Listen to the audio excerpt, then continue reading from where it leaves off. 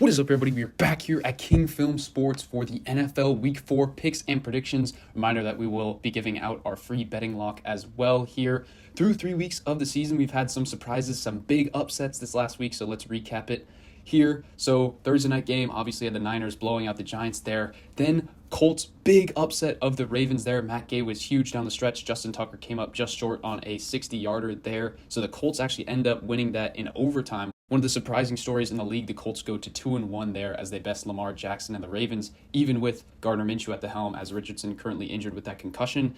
Then we got the other game picks right. Browns, Lions, Packers had a big comeback win there in the fourth quarter to win by 1. Then the Jags, another huge upset as they lose to the Texans. CJ Stroud really outplayed Lawrence in that one. So the Texans are a surprising team, and that AFC South might be a little more open than we thought it was at the beginning of the season there.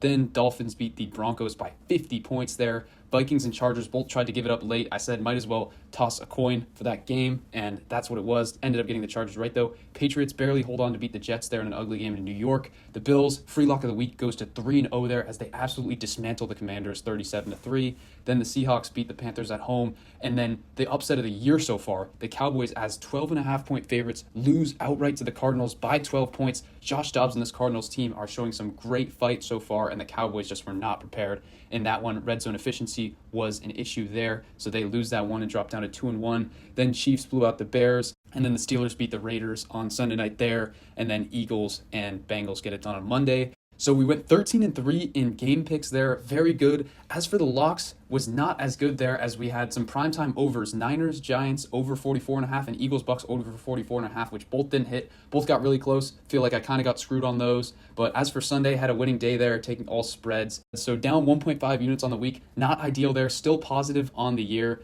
We will track the progress, expecting some big action this week, up to 14 or 15 plays. So please join the Discord there. Reminder that we also had a historic day on Saturday where we made over 5.7 units in college football and then over 3 in MLB. Got us up to 8.8 units up there, 24 units up for the year. So we are doing great on the picks and expect NFL to be doing a lot better, although we're already positive, as I've said there. So gets us to our tally on the year for the betting locks, up 0.8 units, and we will get back into the green this week. Game picks, strong 33-15, as I mentioned. So now let's get to the Week 4 matchups. Great Thursday night game here, Lions and Packers, and give me the Lions to win this one in Green Bay. I just think that Detroit is the much better team here, much more consistent, and I believe in Jared Goff a lot more than I believe in Jordan Love. Packers, yes, they had a great comeback in that game against the Saints, but that New Orleans team was pretty deflated and collapsed once Derek Carr got injured late in that game. Really, for most of it, they weren't in it, and Jordan Love and that offense were anemic. So give me the Lions there. They dismantled the Falcons, and that defense is a bit of an issue, but I'm not sure how much Jordan Love can expose them over the top. Desmond Ridder was not able to, so give me the Lions here to win in Lambeau. Tough environment, but I think they get it done. They beat Kansas City in that opening game on the road there, so I have faith in them here. Next, we get to the Falcons and the Jaguars, and Falcons there, 2-1, did drop one to Detroit, but Jags 1-2, very disappointing loss to Houston. I think they bounce back here. This is a London game, so we'll see how the fans turn out. It should be more tilted or skewed towards the Jags, but we'll see. And I just think that Trevor Lawrence has a bounce-back game here. He hasn't looked great so far this season, and specifically the defense there just let CJ Stroud just go absolutely crazy there. I think that they contain Desmond Ridder. I think it's a much more low-scoring game here, and I think that Lawrence and this Jags offense are able to show off their talent here and get it done in London there.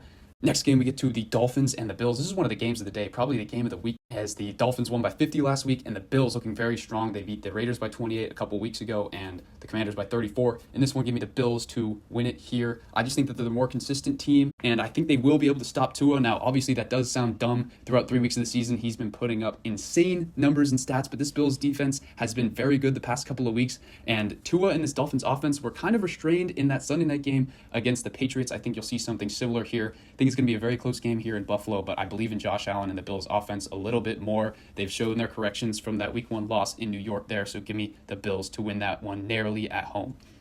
Next game, we get to the Vikings at the Panthers. 2 0-3 teams that desperately need a win at this point. Give me the Vikings to win it here.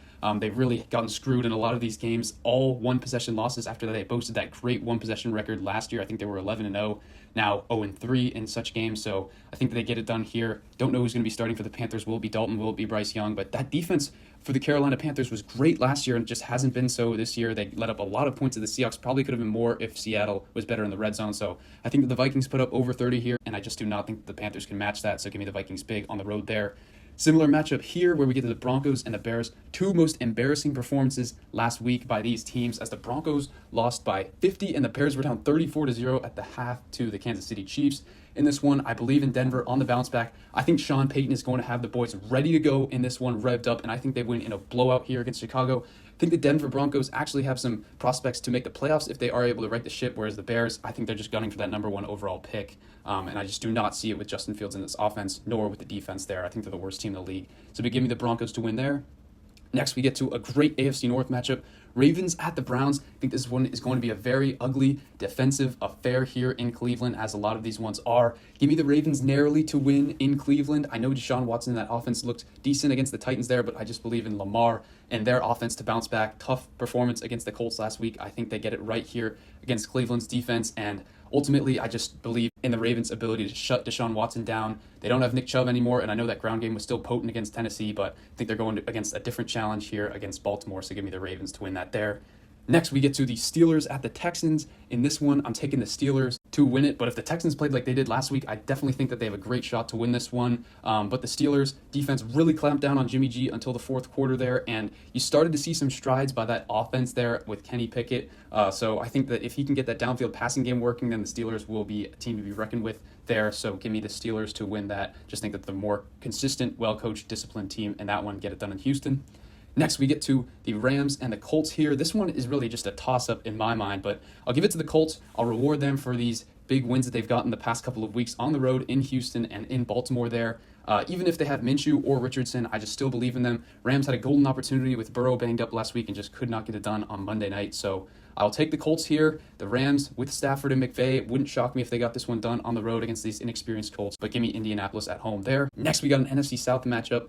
Two 2-0 teams that dropped one last week, looking to get back in the win column. Give me the Saints to win it here. Not sure if Derek Carr is going to be playing in this one, but this Bucs team was truly exposed in that Monday night game, and I'm not sure how much of that they're going to be able to fix. That defense is just not as good as it's been in years past, and then you've got Baker Mayfield on the offensive end who wasn't able to do much against this talented New Orleans defense. I see similar prospects here, so give me the Saints to win there. Not sure what the New Orleans offense is going to look like, but I think anything decent will beat this Bucs team there, so give me the Saints to win at home.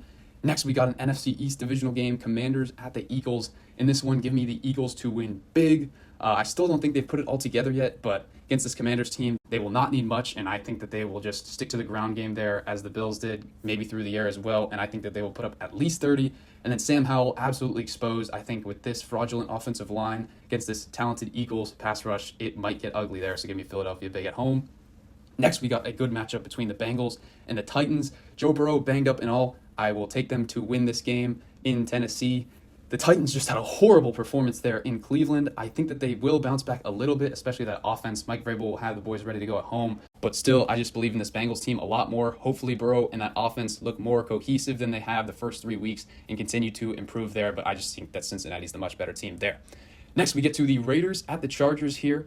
1-2 AFC West teams, both needing a win in this matchup. And I'll take the Chargers here, but I am not impressed with this team at all. Herbert and that offense looked great, although tough injury to Mike Williams there in that one. Just Staley in the defense and his decision-making in managing this team have raised a lot of questions for me. So I'm not very confident in this pick despite how bad the Raiders have looked in the past 2 weeks. But give me the Chargers there at home. I just think that Justin Herbert and that offense will be able to outmuscle the Raiders there in a shootout in that one. So give me LA there at home. Next, we got the Patriots and Cowboys. This one should be a good matchup here. I think the Cowboys will bounce back, although the Patriots always make it tough. I think it'll be a very close game, but give me Dallas there. I think that Dak Prescott is hearing the noise, and he will play a lot better, as well as that defense. The defense was supposed to be one of the top 5 in the league, and they let up 28 to Josh Dobbs and that supposedly poor Cardinals offense there. So I think that Micah Parsons and that defense will have it ready to go there against Mac Jones, and I think that's going to be the difference in that one. Next, we get to the Cardinals at the Niners here, and I think it's been a good story for the Cardinals so far. Maybe they can put up a couple scores against this Niners defense, but the Niners are just a wagon. Scored 30 points in every week so far. I think they get north of 30 here against a bad Cardinals defense in this one, so give me the Niners to win big there. Coming off of extra rest there helps them as well at home in this one divisional battle. I think they get it done big. And then that brings us to our free lock of the week. Reminder that we're 3-0 on these plays, and in this one, obvious, we're taking the Chiefs minus the 9 here in New York.